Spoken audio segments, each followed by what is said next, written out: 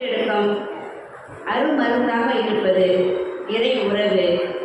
ஆம், இறை உறவில் ஒன்றிணைந்து அவரின் அரவணைப்பில் வாழும்போது நம் துயரம் நீங்கி மற்றவரின் துயரம் துடைக்கும் இறை ஊழியர்களாக வலிமை பெற்றிட முடியும் என்ற சிந்தனையோடு இந்த ஆன்மீக மறுமலர்ச்சி கொண்டாட்டத்தின் திருப்பலியில் பக்தியோடு பங்கேற்று ஜெபிப்போம்.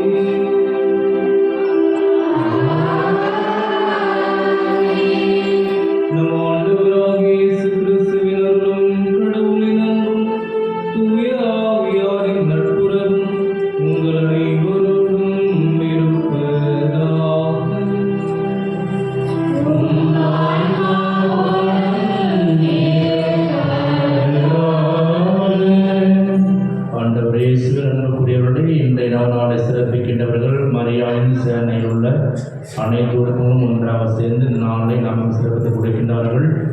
அதோடு சேர்ந்து அவுக்கா சின்னத்தம்பி வீதி 3 மற்றும் 4 குறுக்கு தெரு, அம்பேத்கர் வீதி, புனித அன்னை தெரேசா அன்பேத்தில் உள்ள அனைத்து குடும்பம் மூலமாக சேர்ந்து இந்த நவநாளை நமக்கு சிறப்பித்து கொடுக்கிறார்கள். எனவே மரியாதையில் உள்ள அனைத்து உங்களுடைய கருத்துக்களுக்கு நலன்களுக்காகவும் அவர்கள் குடும்பங்கள் நலனுக்காகவும் கொண்டாடுவோம். அதே போன்று புனித அன்னை தெரேசா அன்பேத்தில் உள்ள அனைத்து குடும்பங்களுக்காகவும் திருப்பல் நம்பிக்கையோடும் அன்றாட ஜபிக்கின்ற வேளையில் இத்திருப்பலில் ரஞ்சித் பிரகாஷ் குடும்ப சமாதானத்திற்காகவும் ரித்தீஷ் 7ஆம் ஆண்டு நன்றியாகவும் உடல்நலத்திற்காகவும் ஜெரால் அல்பர்டின் உடல் நன்றியாகவும் கருத்தில் நிறைவேறவும் லோ குடும்பத்தின் மறைத்த அனைவருடைய ஆண்மனை பற்றிக்காகவும் நர்சிஸ் விவிலியான் நன்றியாகவும் கருத்து நிறைவேறும் இத்திருப்பலில் ஜபிக்கப்படுகின்றது. நினைவு கூறப்பட்ட ஆன்மா புனித்தியலை பற்றுமை குடும்பங்களை இறைவன் நிறைவாக ஆசிரியக்கும்படி நம்பிக்கையோடு மன்றாடுவோம். நமது அழைப்பினை ஏற்று இவர்களை புரிந்து திருப்பணியை தலைமையேற்று நமக்காக ஜெபித்து இறைவனுடைய ஆசிரியரை பெற்றுத்தர வருகை புரிந்திருப்பவர் நமது அன்பிற்கும் பாசத்தினுடைய அருள் தந்தை லியோ பிரான்சிஸ் சேவியர். நமது திரு இருதய ஆண்டவர் பசதிக்கானுடைய உதவிக்காக தந்தையாக பணிபுரிந்து வருகிறார்கள். தந்தையுடைய கருத்துக்களுக்கும் நலனுக்காகவும் நாம் திருப்பல் நம்பிக்கையோடு மன்றாடி ஜெபிப்போம். தூய மறை நிகழ்வுகளில் பங்கேற்க தகுதிகள் பொருட்டு பாவங்களை ஏற்று மனம் வருந்துவோம். எல்லாம் உள்ள இறைவனிடமும்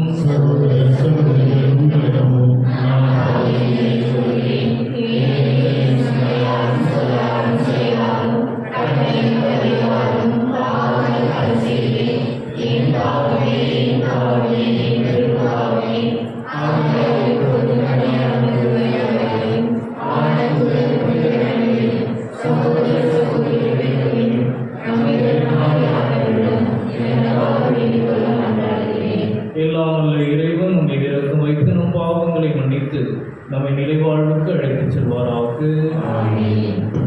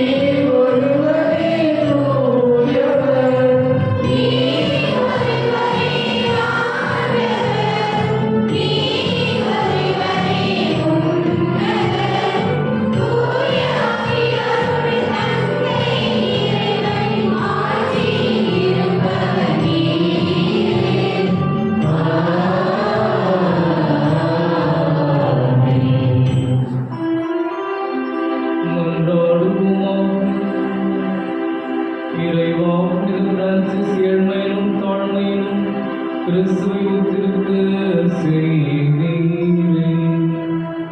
அவரது வழியில் நாங்கள் நடப்பதால் உம் திருமகனை பின்பற்றி பேரின்பம் தரும் அன்பில் உம்மோடு ஒன்றித்திருக்கும் ஆற்றல் பெற அருள்வீராக.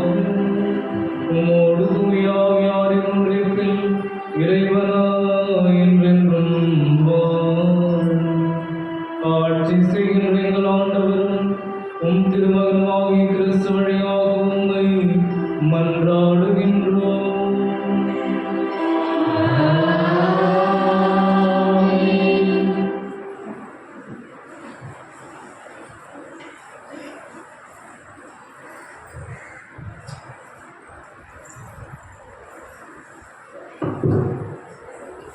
ஆண்டவர் அளித்தார், ஆண்டவர் எடுத்துக்கொண்டார். ஆண்டவர் பெயர் போற்றப் பெறுவேன். யோபு நூலிலிருந்து வாசகம். ஒரு நாள் தெய்வ புதல்வர் ஆண்டவர் முன்னிலையில் ஒன்று கூடினர். சாத்தான் அவர்கள் நடுவே வந்து நின்றார். ஆண்டவர் சாத்தானிடம், எங்கிருந்து வருகிறாய் என்று கேட்டார்.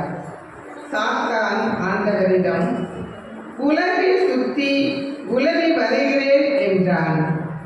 ஆண்டவர் சாத்தானிடம், என் ஊழியன் யோபை பார்த்தாயா?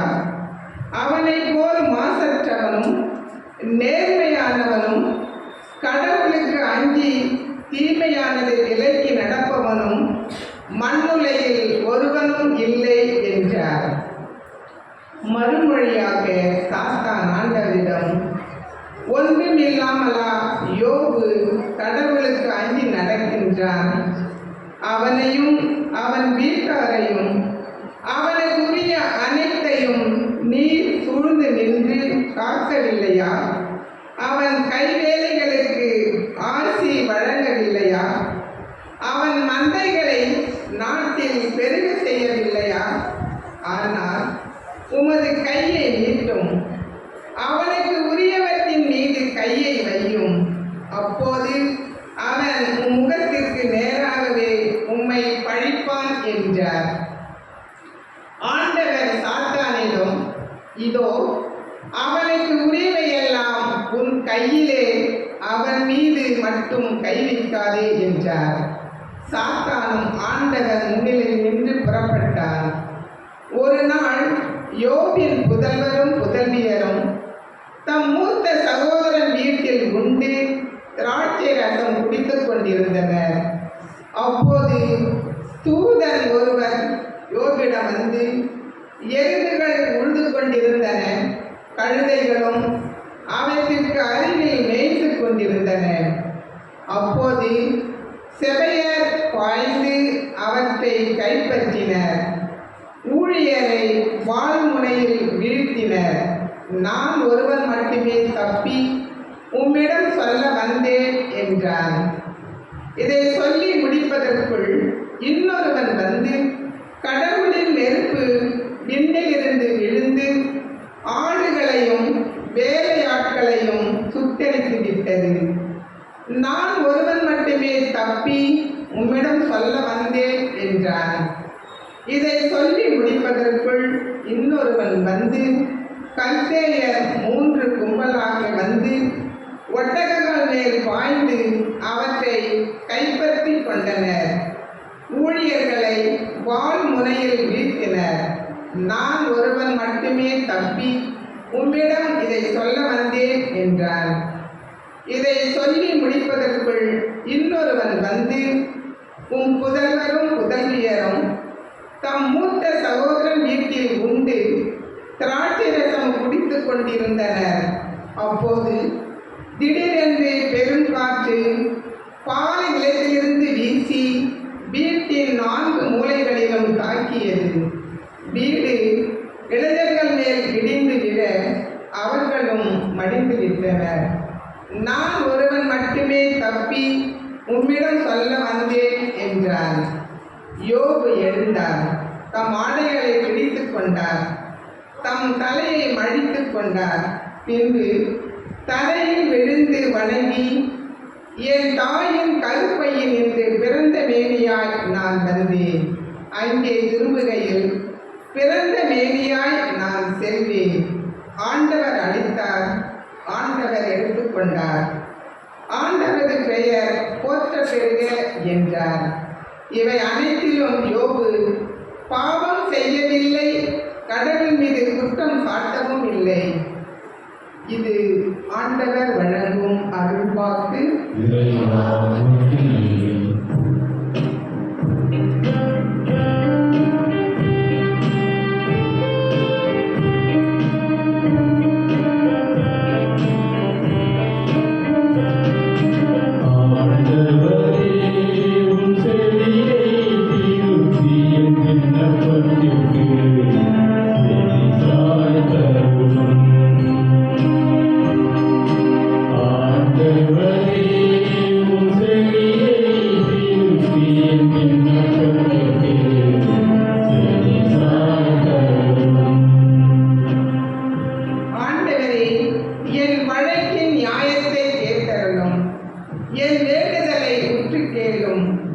பஞ்சகமற்ற உதட்டினின்று எழும் என் மன்றாட்டுக்கு செவி சாய்த்தரலும்.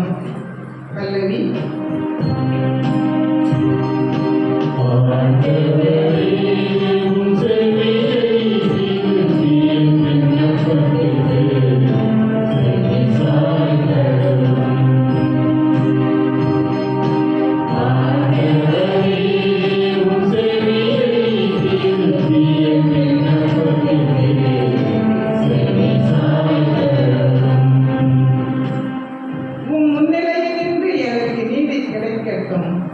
உம் கண்கள் நேர் என காணட்டும். என் உள்ளத்தை ஆய்ந்தறியும். இரவு நேரத்தில் என்னை சந்தித்திடும். என்னை புடமிட்டு பார்த்திடும். தீமை எதையும் என்னிடம் காண மாட்டேன். என் வாய் பிழை செய்யக்கூடாதென உறுதி கொண்டேன். பல்லவி.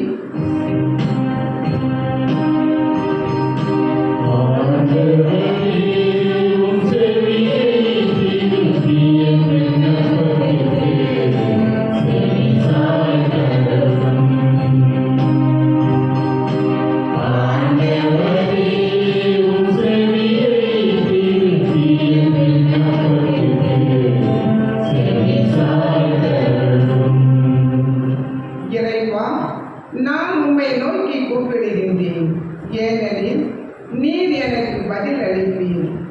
என் பக்கம் செவியை திருப்பியறலும், என் விண்ணப்பத்திற்கு செவி சாய்த்தரலும்.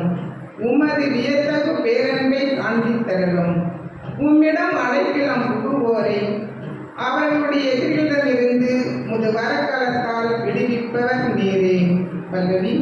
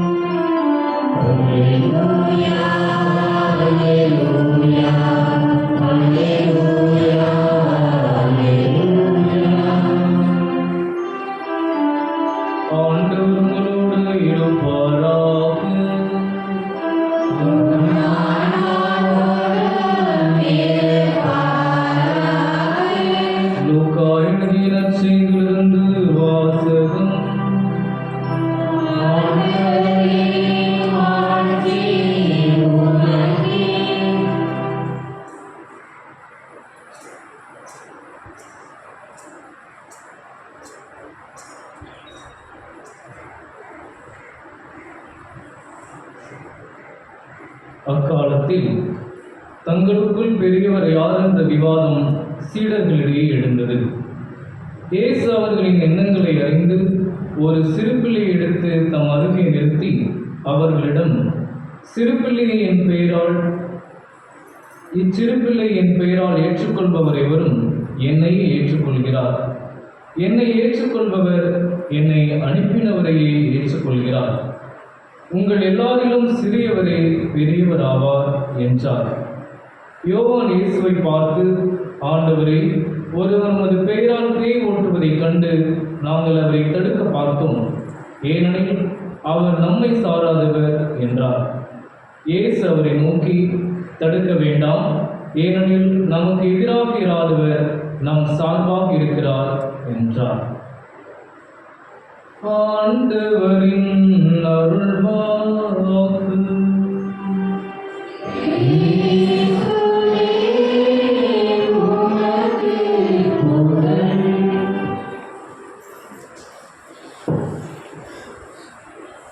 இயேசுவில் பிரியமான சகோதர சகோதரிகளே,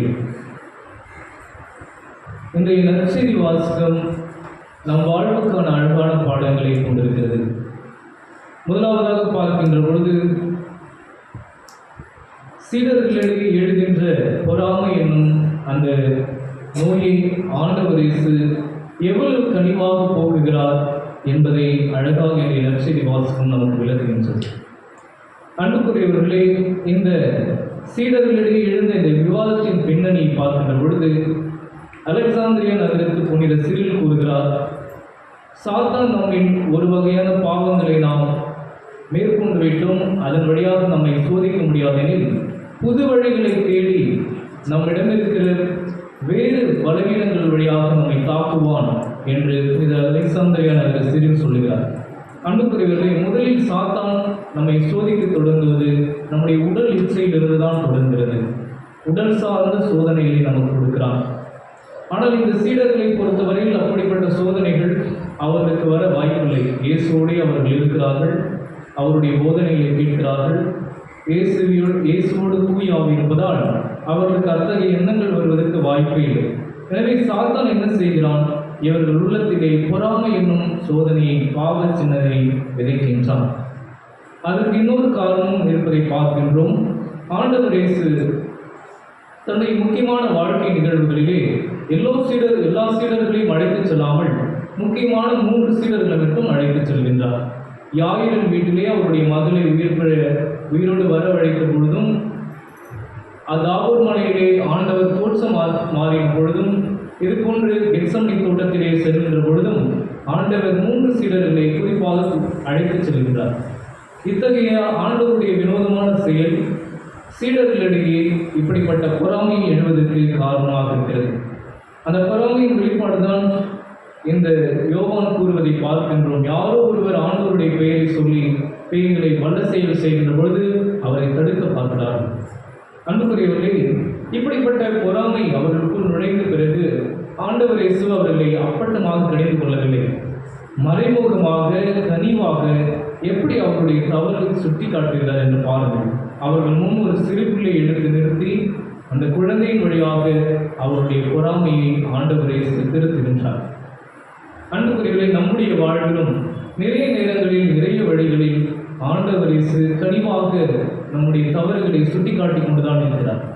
நம் மனசாட்சியின் வழியாக, மனதின் குரல் வழியாக, நமக்கு தெரிந்த பெரியவர்களின் வழியாக, நம் நலம் விரும்புபவர்களின் வழியாக, ஆன்மீக வழிகாட்டல் வழியாக ஆண்டவர் இயேசு கனிவாக நம்முடைய தவறுகளை சுட்டி காட்டி கொண்டே இருக்கிறார்.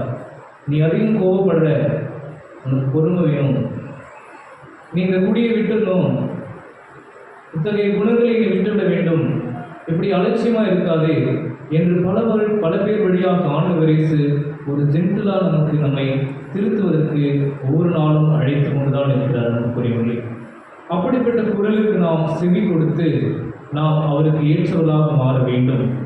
நம்மை இப்படி ஒரு சிலர் வழியாக வருகின்ற சாதாரண வாழ்க்கைகள் வழியாக ஆண்டவர் கூப்பிடும் பொழுது அதை கேட்கக்கூடிய அளவுக்கு நாம் உன்னிப்பாக அவருடைய குரலை கேட்க வேண்டும். எனவே அன்புக்குரியவர்களே, இந்த சோதனைகளை குறித்து நாம் கவலைப்படாமல் கடவுள் என்னை தொடர்ந்து கவனித்துக் கொண்டிருக்கிறார், என்னை திருத்துவதற்கு அவரால் இயன்றவரை என்னை அழைத்துக் கொண்டிருக்கிறார் என்பதுதான் நம் மனதுக்கு ஆறுதலாக இருக்கின்றது. எனவே அது இந்த நற்செய்தியிலே முதல் செய்தியாக இருக்கின்றது. இயேசு சீடர்களை அப்பட்டமாக கணிந்து கொள்ளாமல் அவர்களை கனிவோடு திருத்துகின்றார். இப்படி கனிவோடு திருத்துகின்ற இயேசு நம்மோடும் இருக்கிறார், நம்மையும் திருத்துகிறார். இரண்டாவது செய்தியாக பார்க்கின்ற பொழுது, இன்றைய நாம் கொண்டாடுகின்ற இந்த புனிதருடைய வாழ்வில் நாம் பார்க்கின்ற அந்த ஏழ்மை, அதை நாம் மனதில் எடுத்துக்கொள்ள வேண்டும். இங்கு யார் பெரியவர் என்ற வாதம் வருகிறது. ஆனால் பெரியவராக ஒரு குலத்திலே பிறந்த பிரான்சிஸ் அசிசியார் தன்னை எளிமையாக ஏழையாக மாற்றிக்கொண்டார் என்பது மிகப்பெரிய புரட்சியாக அவருடைய காலத்தில் இருந்தது. நம்முடைய புனிதர் நமக்கு கற்றுத்தரக்கூடிய ஏழ்மை மிகப்பெரிய பாடமாக இருந்தது. இந்த ஏழ்மை எப்படி புரிந்து கொள்வது? ஏன் ஒருவர் ஏழையாக இருக்க வேண்டும்? பணக்காரர்களிடம் இருக்கிற பிரச்சனை என்ன அப்படின்னு பார்க்கின்ற பொழுது, பணக்காரர்கள் உள்ளத்திலே ஒரு தவறான தற்சார்பு எண்ணம் எழ ஆரம்பிக்கிறது.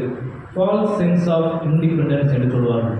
எனக்கு நான் போதும், என்னிடம் பணம் இருக்கிறது, எனக்கு யாரும் வேண்டாம் என்ற ஒரு எண்ணம் அவர்கள் உள்ளத்திலே வளர ஆரம்பிக்கிறது. இப்படி வருகின்ற பொழுது அவர்கள் கடவுளையும் தேடுவதில்லை, மனிதர்களையும் தேடுவதில்லை. ஆனால் அன்புக்குரியவர்களே, மனிதனுடைய வாழ்வின் மேன்மையே கடவுளும் மனிதனும் நமக்கு வேண்டும் என்பதை உணர்கின்ற பொழுதுதான் ஆரம்பிக்கிறது. We need God and we need people and others.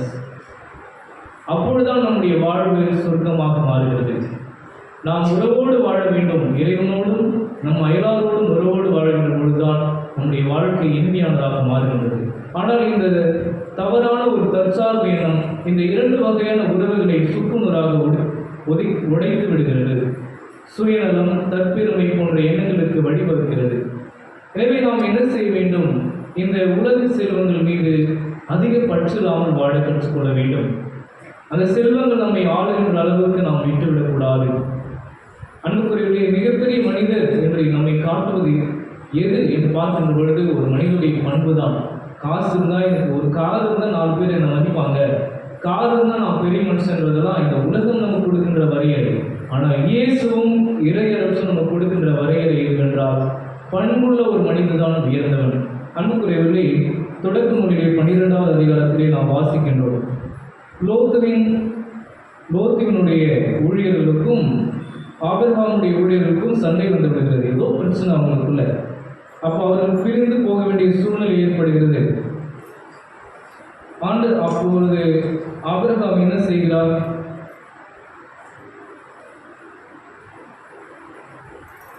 Abraham தன்னுடைய சகோதரை பார்த்து சொல்லுகிறார், நீ வலப்பக்கம் சென்றால் நான் இடப்பக்கம் செல்வேன். இவர் ஒரு பெரிய மனுஷர் தான், எனக்கு நான் பெஸ்ட் பார்ட்டை எடுத்துட்டு அவர் கொடுத்துருக்கலாம். ஆனால் அவர் தனக்கு சிறந்ததை தேர்ந்து கொள்ளாமல், அந்த செல்வம் எனக்கு செல்வம் அல்ல, நான் இறைவனுக்கு உண்மையாக இருக்க வேண்டும், இறைவன் தான் என்னுடைய செல்வம், நீதான் என் தம்பியாகி நீதான் எனக்கு செல்வம் என்று அவர் கருதியதால் அதை அவர் முதலில் தேர்ந்து கொள்ளவில்லை, தன்னுடைய சகோதரனை தேர்ந்து கொள்ள சொல்கிறார். நீ வலப்பக்கம் சென்றால் நான் இடப்பக்கம் செல்கிறேன் என்று சொன்னார். அப்படிப்பட்ட அந்த ஆபிரகாமைத்தான் நாம் விசுவாசத்தின் தந்தை என்று கொண்டாடுகிறோம். மிகப்பெரியவர் விசுவாசத்தில், அவரிடமிருந்த பண்பை பாருங்கள். அதுபோல நம் உள்ளத்தில் ஏழையாக இருக்க வேண்டும். இந்த செல்வங்களின் மீது அளவற்ற பற்றில்லாமல் அவைகளை நம்முடைய வாழ்வுக்காக பயன்படுத்த வேண்டும். இப்படிப்பட்ட தெளிவு நம்மில் இருக்கின்ற பொழுது நாம் என்னாலும் இறையாட்சிக்கு உட்பட்டவர்களாகவும் கடவுளுடைய திட்டத்தின்படி வாழ்பவர்களாக இருக்க முடியும். அன்னை தெரசா கூறுகிறார், நிறைய நேரங்களில் அவருக்கு நிறைய ஆஃபர்ஸ் வந்துச்சு. அன்னை தெரசா, உங்களுக்கு இவ்வளோ பெரிய தொகை கொடுக்குறோம், நீங்கள் வச்சுங்க அப்படின்னா அன்னை தெரசா ஒருபோதும் அதை ஏற்றுக்கொண்டதில்லை. நாங்கள் கடவுளின் பராமரிப்பை நம்பி மட்டுமே வாழ ஆசைப்படுகிறோம் என்று சொன்னார் அன்னை தெரசா. இறுதி வரை அவர் தன்னை எப்படி நினைத்து கொண்டார் என்றால், கடவுளின் கையில் நான் ஒரு எளிய பென்சில் என்று தன்னை வரையறுத்துக் கொண்டார். அப்படி நாம் எளிமையாக இருக்கின்ற பொழுது, ஏழ்மையோடு உள்ளத்தில் வாழ்கின்ற பொழுதுதான் கடவுள் நம்மை வல்லமையோடு பயன்படுத்துவார், தன்னுடைய அருள்வளங்களை நம்மை வெளிப்படுத்துவார் என்பதில் எந்தவித சந்தேகம் இல்லை. அதைத்தான் நம்முடைய புனிதரை வாழ்விலே பார்க்கின்றோம். எனவே அன்புக்குரியவர்களே, நான் முதலிலே சொல்லியது போல இந்த சோதனைகள் எல்லாம் வருகின்ற பொழுது கடவுள் நம்மை திருத்துகிறார். அதே சமயம் அதே கடவுள் நம்மை தன்னுடைய வாழ்வின் அந்த பாதையை பார்த்து அவரை போல வாழும் ஆசைப்படுகின்றார். எனவே இந்த 2 பாடங்களை நம் உள்ளத்தில் எடுத்துக்கொள்வோம். நாம் ஆண்டவர் இயேசு நம் உள்ளத்திலும் நம்முடைய சுற்றுப்புற சூழலிலும் சகோதர சகோதரி வழியாகவும் நம்மை நாள்தோறும் புனிதத்தை நோக்கியும் நல்ல பண்புகளை நோக்கியும் வளர அழைக்கின்றார். அந்த இறைவனைப் போல நாம் உலக பற்றில்லாமல் விண்ணக செல்வங்களை நோக்கி வாழ ஆசைப்பட வேண்டும், முயற்சி செய்ய வேண்டும். அப்படி நாம் வாழ்கின்ற பொழுது நம்முடைய புனித அசிசியைப் போல நாமும் விண்ணகத்தில் செல்வர்களாக இருக்க முடியும். அதற்கான அருளை திருப்பலியை தொடர்ந்து கொண்டாடுவோம்.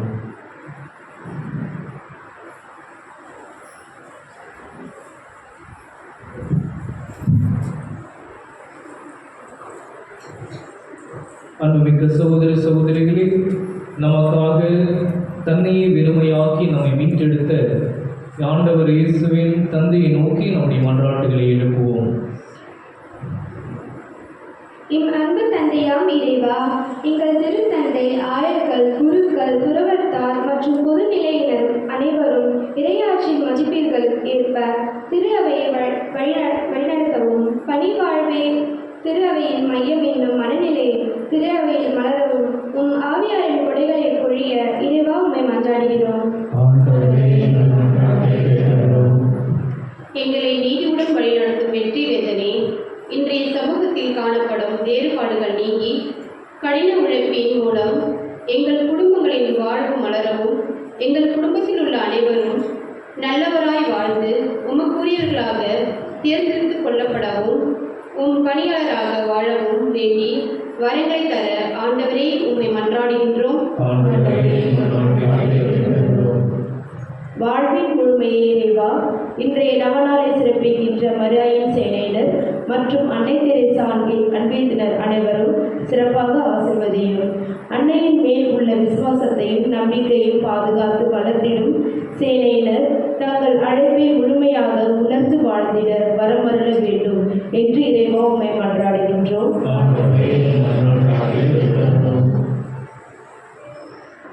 இளமை வாழ்வதற்காக என்று மொழிந்த என் இறைவா, இளைஞர் திரு அவைக்காக, திரு அவை இளைஞருக்காக என்ற வார்த்தைக்கு இணங்க இளமையே இறைவனை தேடி நாணயத்தை நிறைவாக பெற்று தங்கள் ஆன்மீக வாழ்விலும் சமுதாயத்திலும் பண்பிலும் மகத்திலும் சிறந்து விளங்க வேண்டும் என்று இறைவா உம்மை மன்றாடுகிறோம்.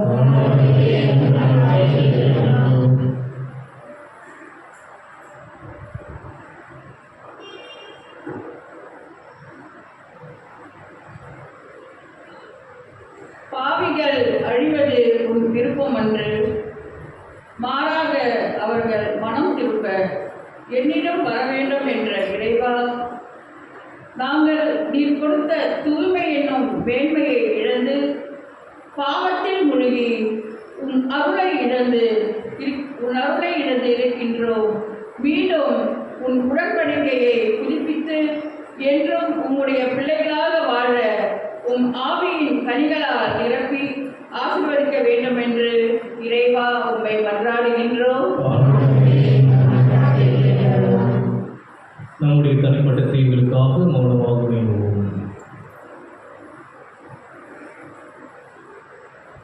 மன்றாடுவோம்.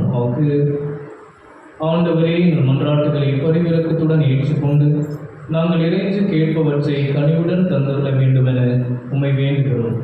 எங்கள் ஆண்டவராகிய கிறிஸ்து வழியாக உம்மை மன்றாடுகின்றோம். ஆமென்.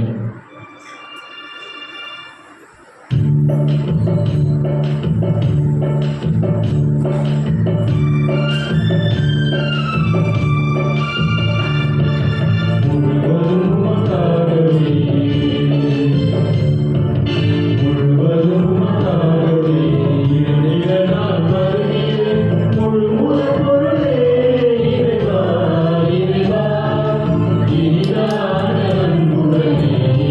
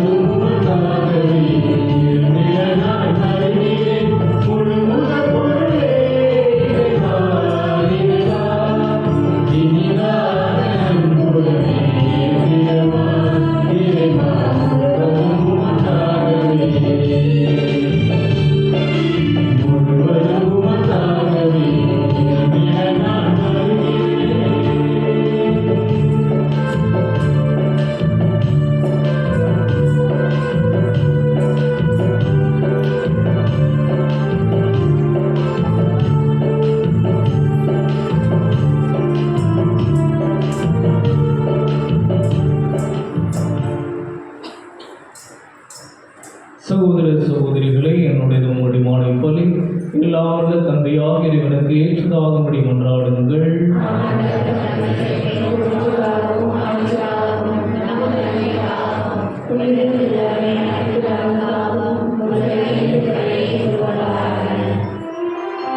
ஆண்டவரே, காணிக்கைகளை உமக்கு ஒப்புக் கொடுத்து வேண்டுகின்றோம்.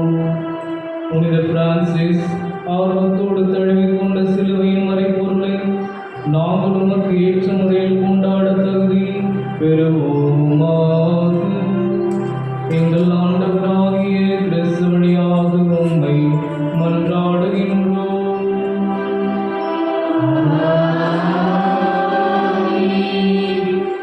ஆண்டவர் உங்களோடு இருப்பாராக.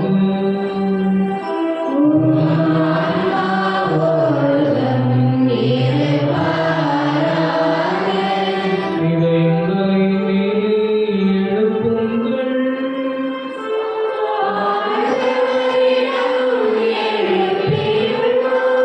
நம் இறைவனாகிய ஆண்டவருக்கு நன்றி கூறுவோம்.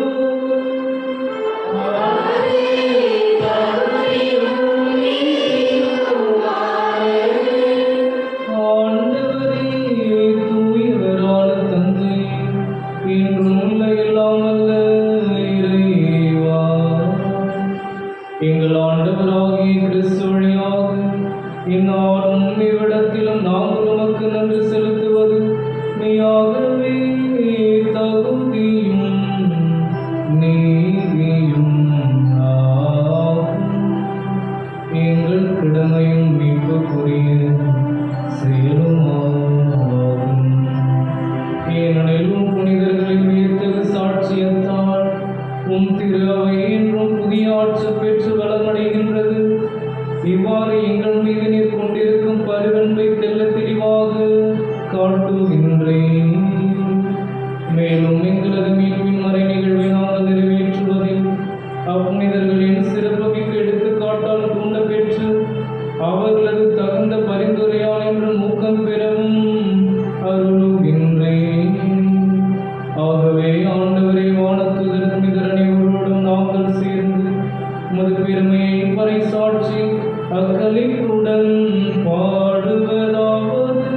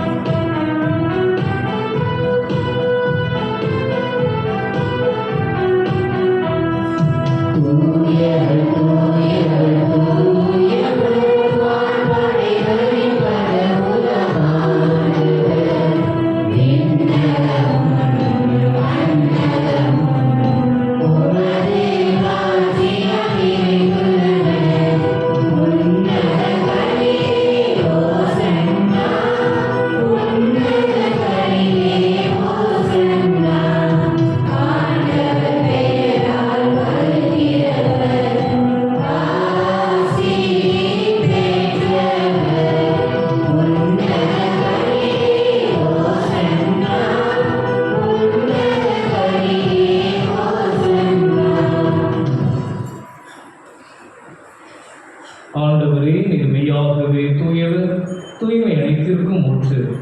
ஆகவே உம்முடைய ஆவியை பொழிந்து இக்காணிக்கைகளை தூய்மைப்படுத்த உம்மை வேண்டுகின்றோம். இவ்வாறு எங்கள் ஆண்டவர் இயேசு கிறிஸ்துவின் உடலும் இரத்தமுமாக எங்களுக்கு இவை மாறுவனவாக. அவர் பாடுபட உலம் கணிந்து தம்மை கையளித்த போது அப்பத்தை எடுத்து நன்றி செலுத்தி அதை பிட்டு தம் சீடர்களுக்கு அளித்து கூறியதாவது: அனைவரும் இதிலிருந்து பெற்று உண்ணுங்கள், ஏனெனில் இது உங்களுக்காக கையளிக்கப்படும் என் உடல்.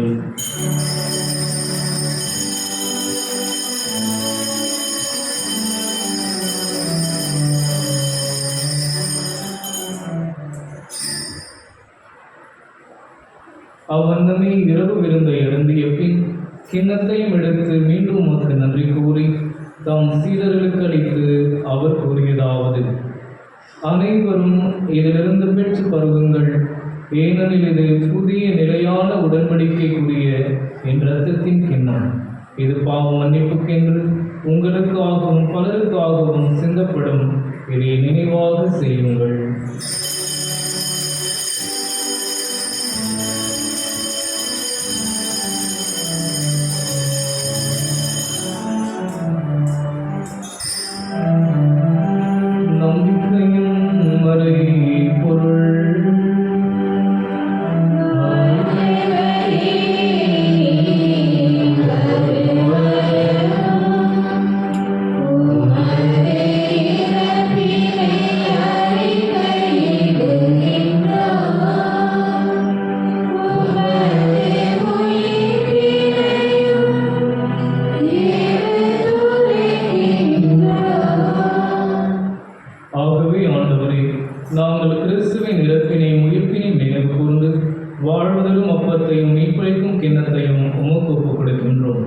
உம் திருமண் என்று உமக்கு ஊழியம் புரிய தகுந்தவர்களை எங்களை ஏற்றுக்கொண்டீர். எனவே உமக்கு நன்றி செலுத்துகின்றோம். மேலும் கிறிஸ்துவின் உடலிலும் இரத்தத்திலும் பங்கு கொள்ளும் எங்களை தூய ஆவியால் ஒன்று சேர்க்க வேண்டுமென உம்மை தாழ்மையுடன் மன்றாடுகின்றோம். ஆண்டவரே, உலகெங்கும் பரவி இருக்கும் திரு அவையை நினைவு கூர்ந்தருளும். எங்கள் திருத்தந்தை பிரான்சிஸ், எங்கள் பேராயர் பிரான்சிஸ் கலிஸ்ட், எல்லா திருநிலையினராகிய அனைவரோடும் திரு அவை அன்பில் நிறைவு பெற செய்தருளும். மேலும் உயிர்த்தெழும் எதிர்கொள்கையில் கொள்ளும் சகோதரர் சகோதரிகளையும் இன்றே படி நினைவு கூறப்பட்ட அனைத்து ஆன்மாக்களையும் நினைவு கூர்ந்து திருமுக ஒளியினுள் ஏற்றருளும். எங்கள் அனைவர் மீதும் இரக்கமாயிரும். கடவுளின் கன்னித்தாயான புனித மரியா, புனித சூசேப்பர், புனித திருத்தூதர்கள், எங்களூரின் பாதுகாவலர் புனித பிரான்சிஸ் அசிசியார், மற்ற உலகில் உகந்தவராய் இருந்தோர் ஆகிய புனிதர் அனைவருடனும் நாங்கள் நிலை வாழ்வுகளும் தகுதி பெற்று திருமகன் கிறிஸ்து வழியாக உம்மை புகழ்ந்தெழுத்தும் வரமருள உம்மை மன்றாடுகின்றோம்.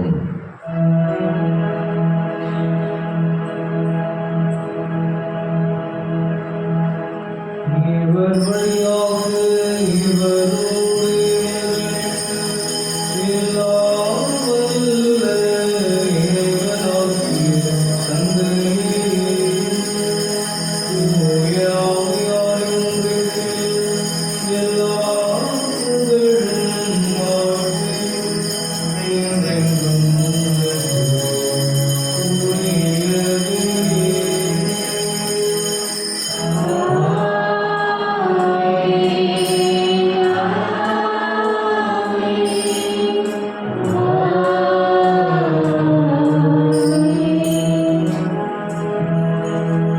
மீட்பரின் கட்டளையால் கற்பிக்கப்பட்டு இறை படிப்பினால் பயிற்சி பெற்ற நாம் துணிந்து பாடுவோம்.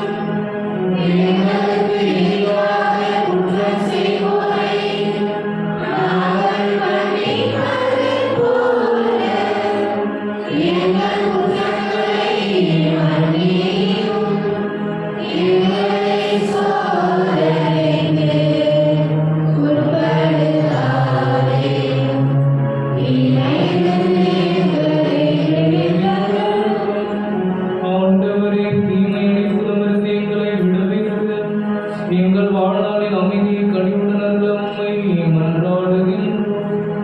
உமது இரக்கத்தின் உதவியால் நாங்கள் பாவத்திலிருந்து எப்போதும் விடுதலை பெற்று யாதொரு கலக்கமும் இன்றி நலமாயிருப்போமாக. நாங்கள் எதிர்நோக்கி இருக்கும் பேரின்பத்துக்காகவும் எம் மீட்பராகிய இயேசு கிறிஸ்துவின் வருகைக்காகவும் காத்திருக்கின்றோம்.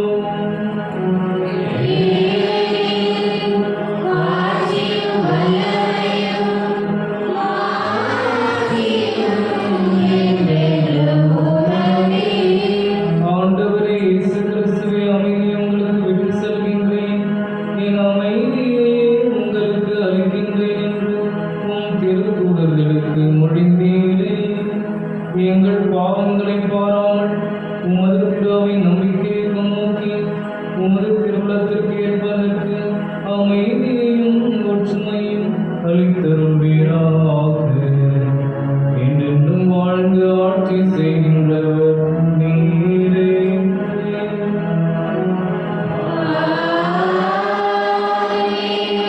ஆண்டவருடைய அமைதி என்றும் உங்களோடு இருப்பதாக.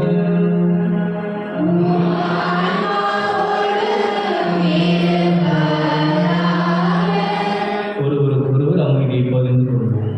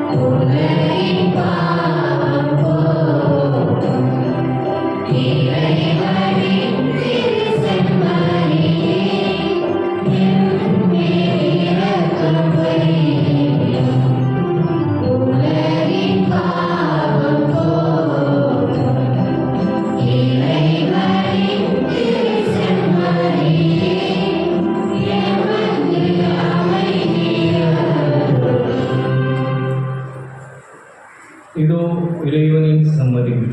இதோ உலகின் பாவங்களை போக்குபவர். செம்மறின் விருந்துக்கு அழைக்க பெற்றோர் பேர் பெற்றோர்.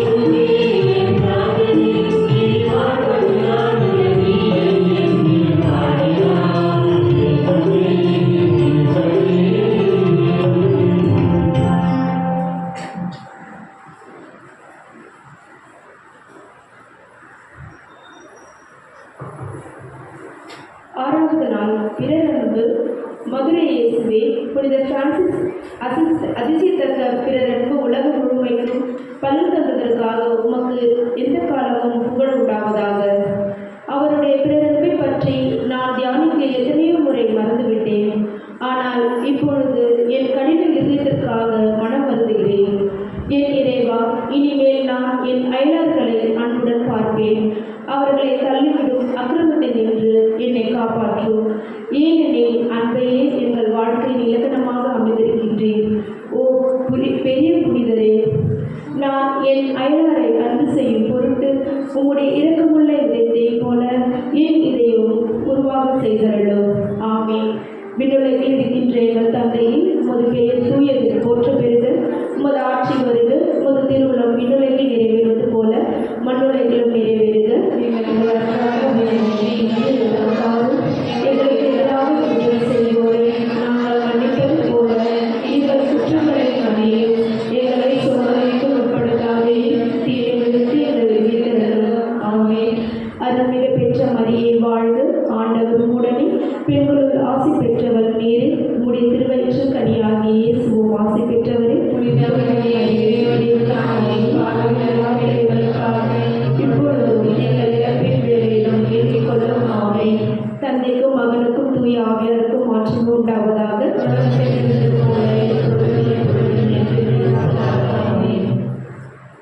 அன்புக்குரியவர்களே, இறைவன் நம்மை எப்பொழுதும் கனிவோடு சரி செய்கின்றவராக, எந்த நிலையிலும் நம்மை விட்டுவிடாமல் பெரியவர்கள், பெற்றவர்கள் மற்றும் அன்பர்கள் வழியாக நம்மை சரி செய்கின்ற கனிவுள்ள தந்தையாக இருக்கின்றார் என்றும், செல்வங்கள் நமக்கு தேவை என்றாலும் அந்த செல்வத்தை இறைவன் பொருட்டு இறைவனுக்காக துறக்கின்ற எளிமையான நிலையில் புனித பிரான்சிஸ் அசிசியார் இருந்ததையும், அவருடைய பாதுகாப்பில் இருக்கிற நாமும் இறைவன் தருகின்ற வழிமுறைகளாகிய கனிவோடு நம்மை சரி செய்து கொள்ளக்கூடிய வாய்ப்புகளை பயன்படுத்தி கொள்ளக்கூடியவர்களாகவும், இறைவன் பொருட்டு நம் புனிதரை போன்று எளிமையாக ஏழ்மையாக வாழவும் என்ற அழகான சிந்தனையை விவிலிய மேற்கோளோடு நம்ம கொடுத்து நமது அன்பிற்கும் பாசத்திற்கும் உரிய அருள் தந்தை ஜியோ பிரான்சிஸ் சேவியர்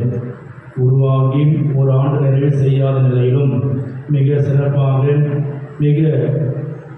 மிக சுருக்கமாக இருப்பினும் ஆழமான சிந்தனையை மிக அழகாக நமக்கு கொடுத்திருக்கிறார்கள். எனவே தந்தை அவர்களுக்கு உங்களோட பெயராலும் என் பெயராலும் நன்றி தெரிவிக்கும் விதமாக, நமது நன்றியை தெரிவிக்கும் விதமாக பொன்னாடை போர்த்து தந்தை அவர்களை இப்பொழுது கௌரவிப்போம்.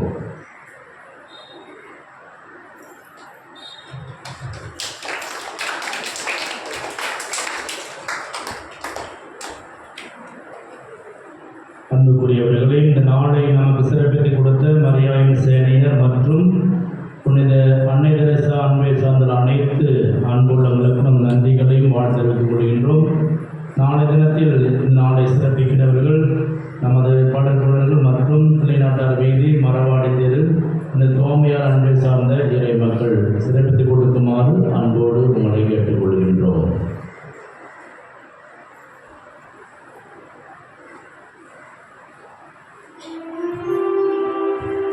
நன்றி கூறி மன்றாடுவோம்.